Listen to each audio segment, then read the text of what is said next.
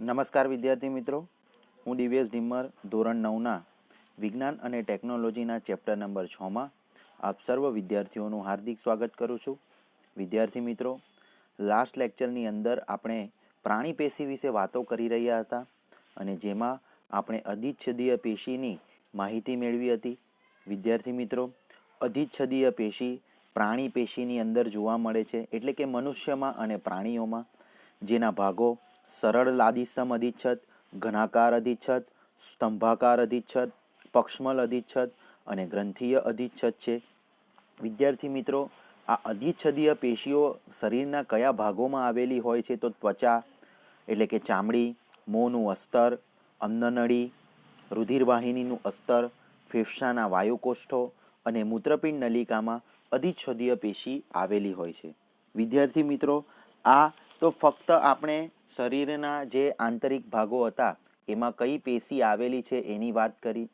વિદ્યાર્થી મિત્રો, આ વિડીયોની અંદર આપણે સંયોજક પેશી વિશે હવે વાત કરવાના છે, જેની અંદર આપણે જોઈશું કે સંયોજક પેશી એટલે શું, એનું વર્ણન કરો અને અલગ અલગ પ્રકારની સંયોજક પેશી વિશે માહિતી આપો. તો સંયોજક પેશી કોને કહેવાય છે? તો સંયોજક પેશીના કોષો એકબીજા સાથે જોડાયેલા હોય છે અને તેમના આંતરકોષીય આધાર દ્રવ્યમાં ગોઠવાયેલા હોય છે. બે પેશી વચ્ચે સંયોજકતા પૂરવાનું કાર્ય કરે છે, એને સંયોજક પેશી કહેવાય છે. તો સંયોજક પેશીના કોષો એકબીજા સાથે ઓછા પ્રમાણમાં જોડાયેલા હોય છે અને આંતરકોષીય આધાર દ્રવ્યમાં ગોઠવાયેલા હોય છે.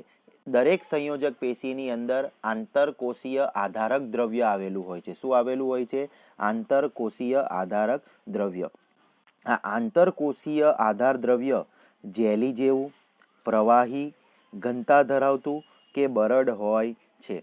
આંતરકોષીય દ્રવ્ય અલગ અલગ હોય છે. જે પ્રકારની પેશી એ પ્રકારનું આંતરકોષીય દ્રવ્ય, જે પ્રકારની પેશીનું કાર્ય એ પ્રમાણે આંતરકોષીય દ્રવ્ય જેલી જેવું હોય, પ્રવાહી જેવું, ઘનતા ધરાવતું કે બરડ હોય છે.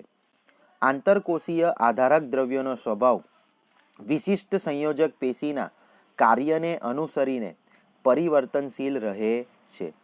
હવે જોઈએ તંતુ ઘટક પેશી, એટલે કે આ સંયોજક પેશીનો જ પ્રકાર છે તંતુ ઘટક પેશી, અને એ મનુષ્યના શરીરની અંદર ક્યાં આવી હોય છે તો એની આપણે વાત કરીએ તો તંતુ ઘટક પેશી એ ત્વચા, સ્નાયુ પેશી કે માંસપેશીની વચ્ચે, રુધિરવાહિનીની ચારે તરફ, ચેતાઓ અને અસ્થિ મજ્જામાં જોવા મળે છે. વિદ્યાર્થી મિત્રો, તંતુ ઘટક પેશી મનુષ્યના શરીરની અંદર ક્યાં જોવા મળે છે?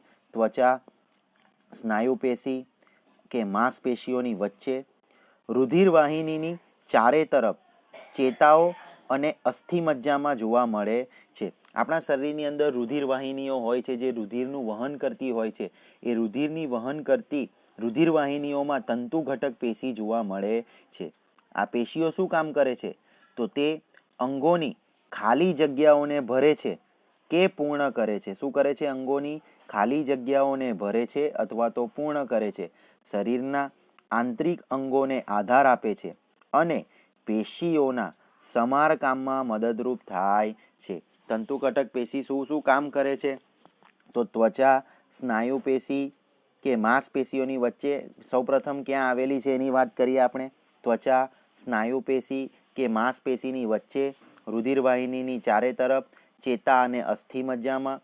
તેનું કાર્ય અંગોની ખાલી જગ્યાને ભરે છે, આંતરિક અંગોને આધાર આપે છે અને ખાસ પેશીના સમારકામમાં મદદરૂપ થાય છે. એટલે કે કંઈ તૂટી ગયેલી પેશી હોય, જીર્ણ થઈ ગયેલી પેશી હોય તો એના સમારકામની અંદર એ મદદરૂપ થાય છે. તો આ હતી તંતુ ઘટક પેશી. હવે આપણે જોઈએ મેદપૂર્ણ પેશી. મેદ એનો અર્થ થાય ચરબી.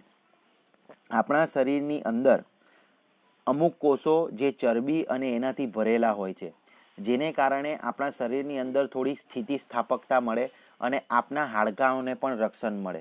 જો આપણા શરીરની અંદર આ મેદ કે ચરબી ન આવેલી હોય તો શરીરના હાડકાં તરત તૂટી જવાનો ભય રહે. તમે વિચાર કરો કે જો આપણા હાથ અને પગની અંદર ચામડા આ જે ચરબી હોય એનું પ્રમાણ ખૂબ જ ઓછું હોય અથવા તો ન આવેલી હોય તો તમે વિચાર કરો કે તમારી હાથ કોઈ જગ્યા ઉપર પડે તો તરત જ એ તૂટી જવાનો ભય રહે. તો એના માટે આવી છે મેદપૂર્ણ પેશી.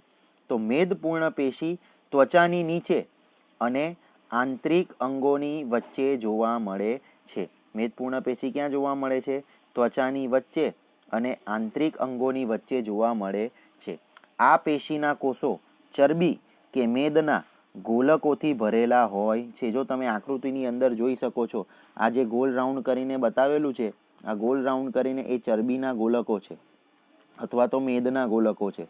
આ ગોલકો એ ક્યાં આવ્યા હોય? તો ધારો કે આ આપણું હાથનું હાડકું હોય, બરાબર છે, તો એની આજુબાજુ અસંખ્ય પેશીઓ આવેલી હોય તો એની વચ્ચે આ ચરબીના ગોલકો આવેલા હોય છે, જે આપણને શું કરે છે? રક્ષણ આપે છે. ચરબી કે મેદનો સંગ્રહ થવાને કારણે તે ઉષ્મા નિયમનનું કાર્ય પણ કરી શકે છે. કયું કાર્ય કરી શકે છે તે? ચરબી કે મેદનો સંગ્રહ થવાને કારણે ઉષ્મા નિયમનનું કાર્ય કરી શકે છે. તો આ હતી મેદપૂર્ણ પેશી.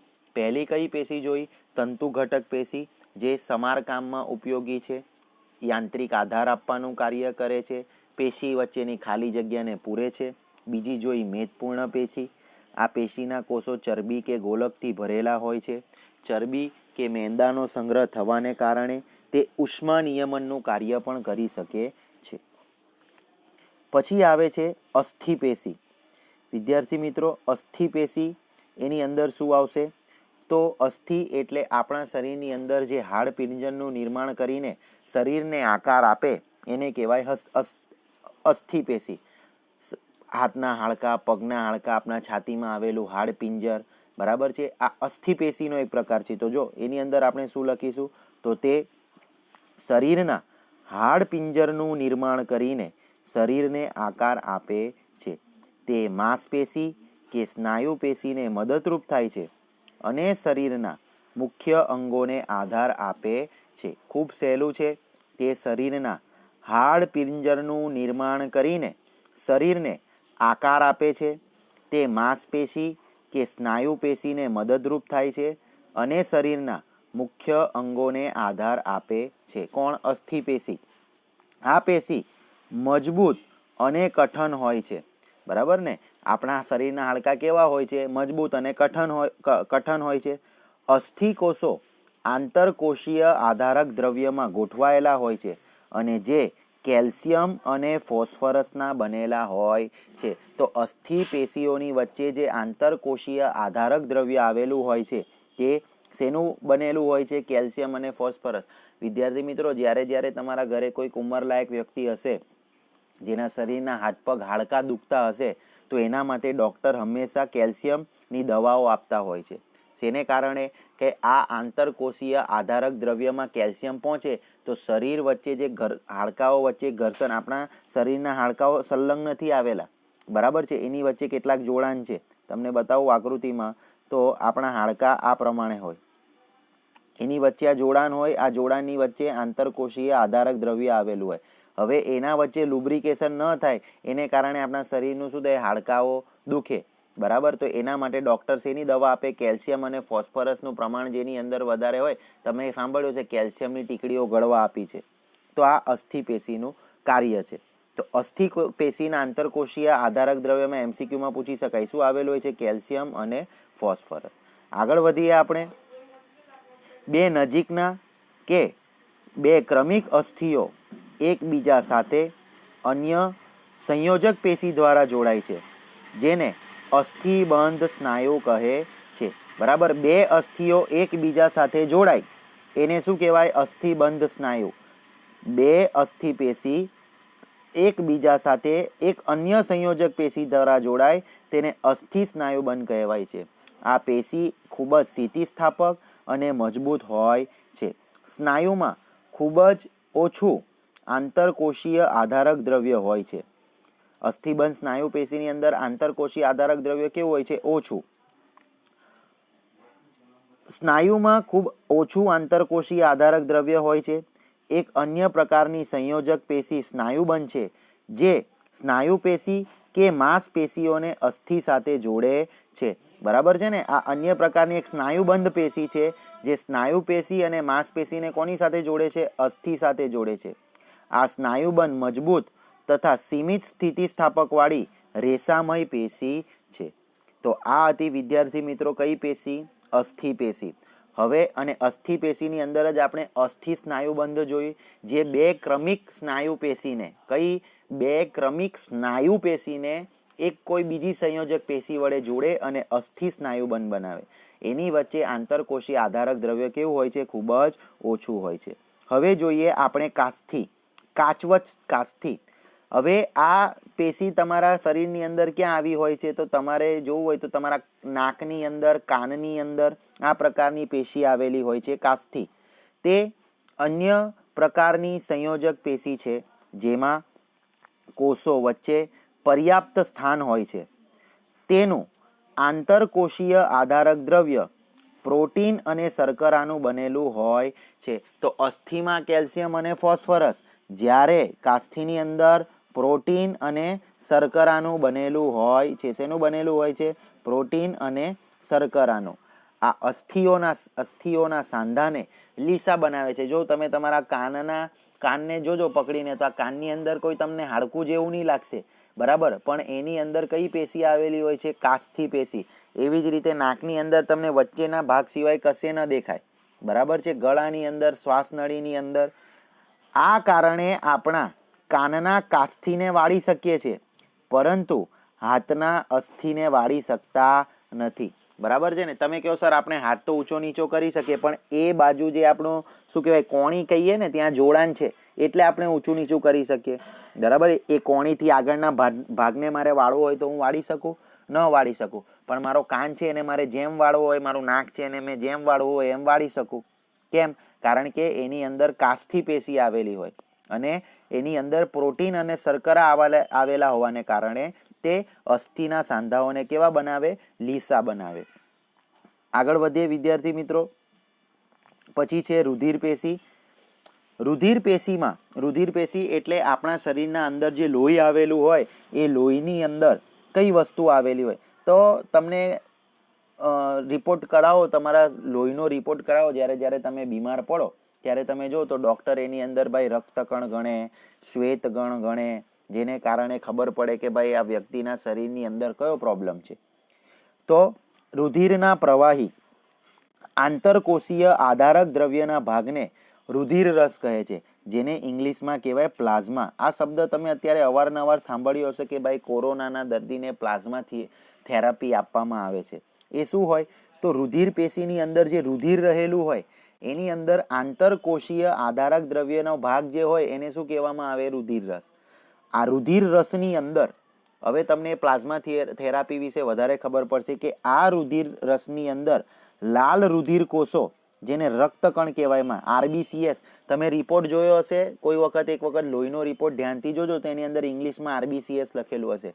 અને શ્વેત રુધિર કોષો, ડબલ્યુબીસીએસ, બરાબર, એને આપણે વ્હાઇટ કણો કહેવાય. જ્યારે શરીરની અંદર આપણા શરીરમાં ડેન્ગ્યુનો રોગ થાય ને ત્યારે આ વ્હાઇટ કણો ઘટી જાય. મનુષ્યના શરીરની અંદર લગભગ 90,000 સુધી આપણા વ્હાઇટ કણો રહેવા જોઈએ. એનાથી ઘટવા લાગે, બરાબર છે, આનાથી ઘટવા લાગે તો શરીરમાં તમારે ડેન્ગ્યુનો રોગની અસર તમને જોવા મળે. તો રુધિરમાં લાલ રુધિર કોષો, જેને આપણે રક્તકણો કહેવાય, શ્વેત રુધિર કોષો તેમજ ત્રાક કણો નિલંબિત રીતે હોય છે. વિદ્યાર્થી મિત્રો, ત્રાક કણોનું કાર્ય શું છે? શરીરને રોગો સામે રક્ષણ આપે છે.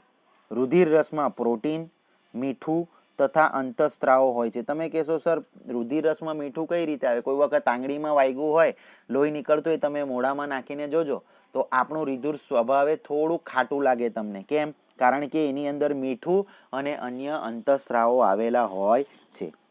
રુધિર વાયુઓ, શરીરના પચેલા ખોરાક, અંતઃસ્ત્રાવો અને ઉત્સર્જિત પદાર્થને શરીરના એક ભાગમાંથી બીજા ભાગમાં સંવહન કરે છે. આપણે જે કંઈ પણ ખોરાક ખાઈએ છીએ, આપણા શરીરની અંદર જે કંઈ પણ ઉત્સર્જિત પદાર્થો છે એનું વહેન કરવા માટે કયું પ્રવાહી આવેલું છે? એક અને માત્ર એક, રુધિર જ. જો શરીરમાં લોહીની માત્રા યોગ્ય રીતે હશે તો તમારું શરીરનું ફંક્શન વ્યવસ્થિત રીતે કરશે, કારણ કે આપણા શરીરની અંદર ઓક્સિજન પણ લઈ જવા માટે એક અને માત્ર એક જ પ્રવાહી આવેલું છે, અને તે છે રુધિર. રુધિર જ ઓક્સિજનનું પણ વહન કરે, કાર્બન ડાયોક્સાઇડનું પણ વહન કરે. એના ફિલ્ટરેશન માટે ભગવાને શરીરની અંદર હૃદય આપ્યું છે, આ ઉપરાંત ફેફસા પણ આપેલા છે. એ બે એનું કામ કરે, પરંતુ શરીરની અંદર રુધિર શું કરે? વાયુઓ, શરીરના પચેલા ખોરાકો, અંતઃસ્ત્રાવો અને ઉત્સર્જિત પદાર્થો એટલે કે શરીરનો નકામો કચરો એને એક ભાગથી બીજા ભાગમાં વહન કરે છે. તો વિદ્યાર્થી મિત્રો, આ ટોપિકની અંદર આ હતો સંયોજક પેશી, બરાબર છે. આ સંયોજક પેશીની અંદર આપણે કઈ કઈ પેશીઓ જોઈ? રુધિર પેશી જોઈ, કાસ્થી, અસ્થિ, એની અંદર જ અસ્થિબંધ, સ્નાયુબંધ જોયું, મેદપૂર્ણ પેશી અને તંતુ ઘટક પેશી. તો વિદ્યાર્થી મિત્રો, આ હતી આપણી સંયોજક પેશી, એનું કાર્ય, એની વચ્ચે આંતરકોષીય આધારક દ્રવ્ય કયું આવેલું હોય છે તે કેલ્શિયમ અને ફોસ્ફરસ અસ્થિમાં, પ્રોટીન શર્કરા કાસ્થીમાં, અને રુધિર સંયોજક પેશીની અંદર રુધિર, જેને કહેવાય છે પ્લાઝમા. બરાબર. આ પ્લાઝમા થેરપી કઈ રીતે કરવામાં આવે કોરોનાના સારવારની?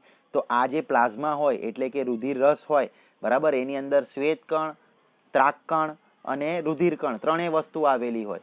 તો જે વ્યક્તિ આ રોગના કોરોનાના રોગમાંથી સાજો થયો હોય એનો મતલબ એવો થયો કે એના રુધિરની અંદર આ રોગ સામે લડવા માટેના કણો મોજૂદ છે. તો એ કણો એના શરીરમાંથી કાઢી લેવામાં આવે, મતલબ બધા નહીં, થોડી માત્રામાં, અને જે વ્યક્તિ રોગી છે એના શરીરની અંદર દાખલ કરવામાં આવે, જેને કારણે એના શરીરની અંદર પણ એ પ્રકારના રોગ પ્રતિકારક ત્રાક કણો જે આવે એ ઉત્પન્ન થાય અને એ વ્યક્તિ પણ એ રોગમાંથી સાજો થઈ જાય. એને કહેવાય પ્લાઝમા થેરપી. તો વિદ્યાર્થી મિત્રો, આજના લેક્ચરની અંદર બસ આટલું જ. આ વિડીયો તમને ગમ્યો હોય તો એને લાઈક કરો, શેર કરો, સબસ્ક્રાઈબ કરો અને જોતા રહો 3-9 ક્લાસીસની ચેનલને. Thank you. જય હિન્દ. વંદે માતરમ.